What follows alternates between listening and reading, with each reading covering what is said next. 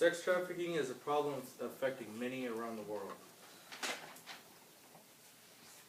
Sex trafficking is the illegal business of transporting, obtaining, or providing a person, especially a minor, for the purpose of sex.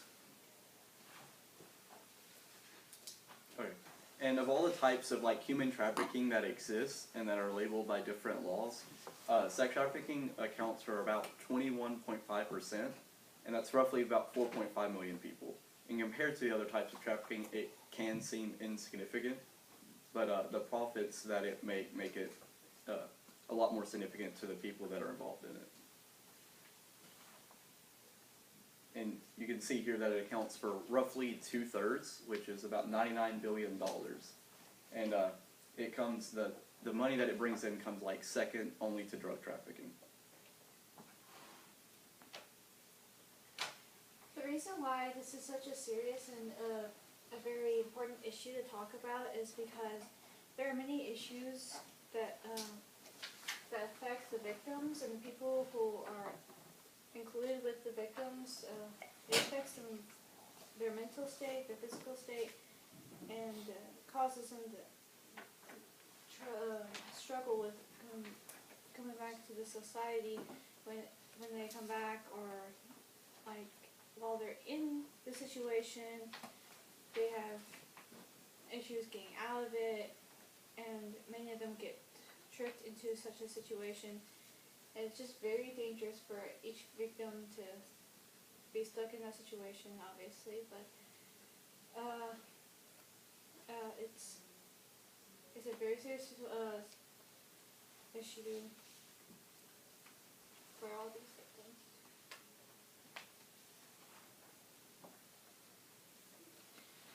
The 4.5 million victims who suffer from the situation suffer, like I said earlier, the mental and physical issues like depression and anxiety, and the physical ones like abuse in inhumane areas and sanitary living areas.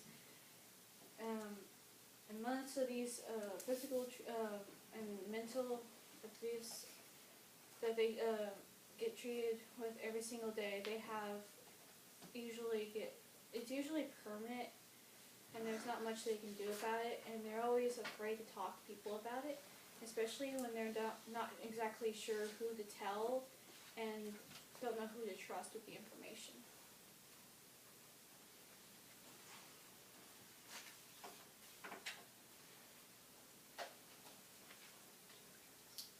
What is currently being done? The federal anti-trafficking laws and Trafficking Victims Protection Act.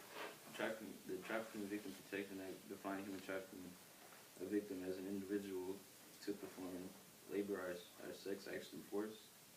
And federal anti-trafficking laws, to be effective, they need persecution, protection, and prevention. Okay. So the current measures that have been taken to combat sex trafficking, they have been effective, but because it's still such a large problem today, there's a lot more that can be done to combat it.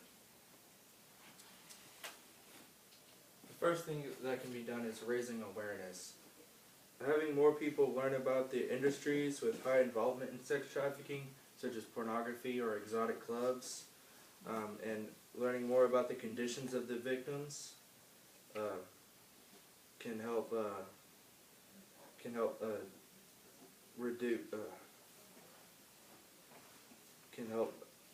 reduce the amount of the demand, which would then reduce the profit of trafficking, because less demand equals less profit. And this can be achieved through having more commercials, which would reach more people than what is currently being done.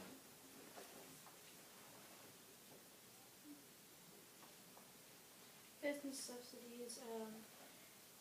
Business subsidies are about the corporate technology to keep track of human trafficking.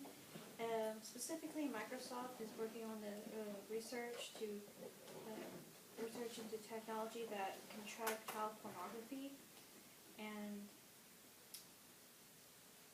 businesses are getting trying to help on these situations, and sometimes are connected to these situations, and many more could be interested into these subsidies, but there's little known about that. Money laundering is cleaning of illegal money, clean through the shadow economy, small businesses not registered in formal economy, court cases involving a rehearsal of burden of proof. In this reversal of burden of proof, it relies on the person making the accusation. When it comes to money laundering, it depends on the actual person being accused.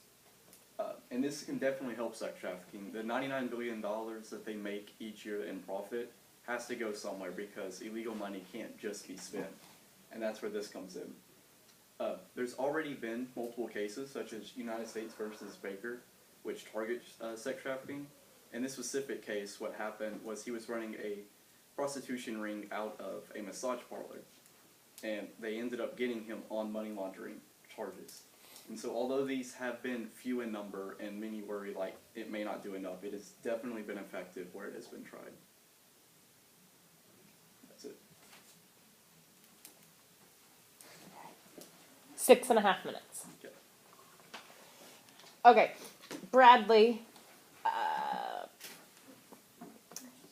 how did the group decide to include Teresa's perspective, lens, or conclusion into the overall presentation? Well, Teresa had a lot to do with like the actual like victims and stuff. We know they suffer trauma and what they go through there, and it really puts like why the problem is so bad and why it needs to be addressed, because it's unfair to the people, unfair to the victims.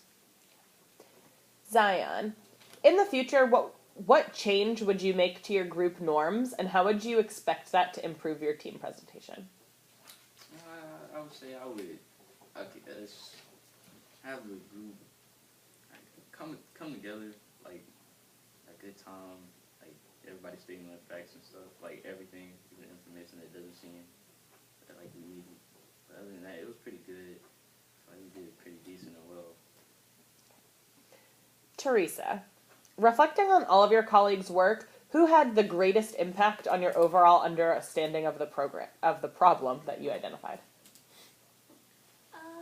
Probably in general, Bradley had the most information due to him having to look into the economy part of it, just because he had to look at all parts of it, the victims, the corporations, and everything involved into it, to figure out how much money was put into it and how much everything was involved into it. And Ethan, describe an argument from one of your peers' individual reports that made you think differently about your team's solution or conclusion.